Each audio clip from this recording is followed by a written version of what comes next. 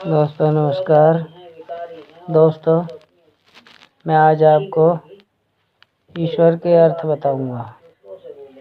दोस्तों ईश्वर को कहते हैं असर्वज्ञ। असर्वज्ञ अर्थात जो सभी ज्ञानों से परे हो, और सर्वज्ञ अर्थात जो सभी ज्ञानों को जानता हो। सर्वज्ञ माने सभी ज्ञानों को जानने वाला, असर्वज्ञ अर्थात ज्ञानों से परे रहने वाला। तो ईश्वर सर्वज्ञ है। ईश्वर का एक अर्थ यह भी है कि ईश्वर निराकार है। ईश्वर का न कोई रंग है, न कोई अंग है, न कोई आकार है, इसलिए उसे निराकार कहा गया है।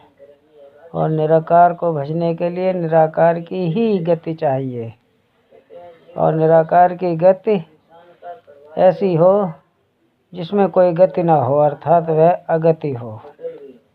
दोस्तों ईश्वर को अविलंब कहा गया है।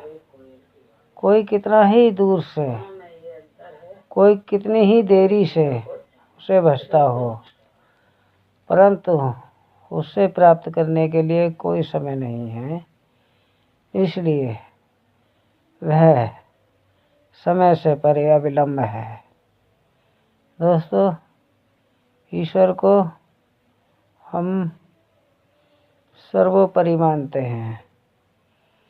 सर्वोपरि मतलब जो सभी में रमणा हुआ रहकर भी सबसे परे रहता हो, उसे सर्वोपरि कहा जाता है। दोस्तों ईश्वर अनाम है, उसका कोई नाम नहीं है। ईश्वर अमर है, वह कोई वस्तु नहीं है, इसलिए वह अमर है।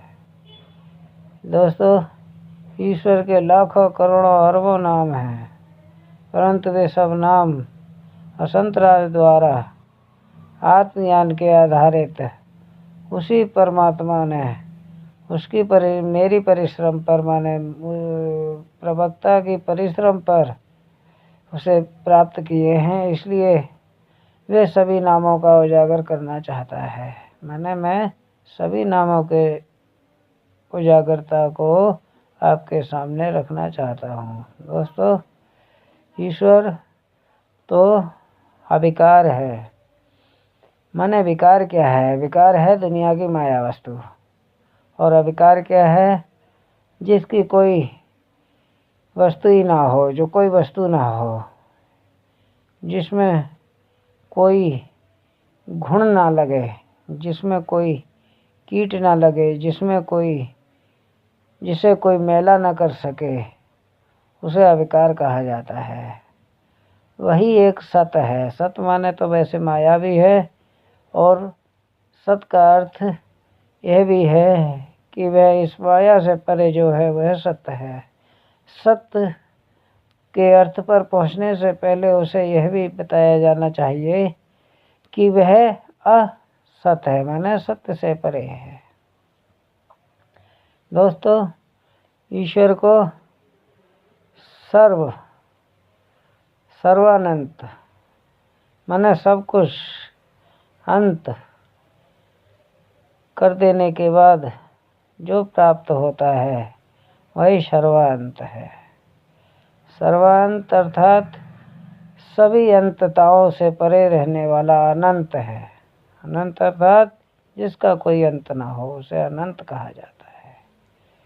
कहते हैं शरीर तो मर जाता है, परंतु ईश्वर कभी नहीं मरता है। शरीर क्या है? वस्तु।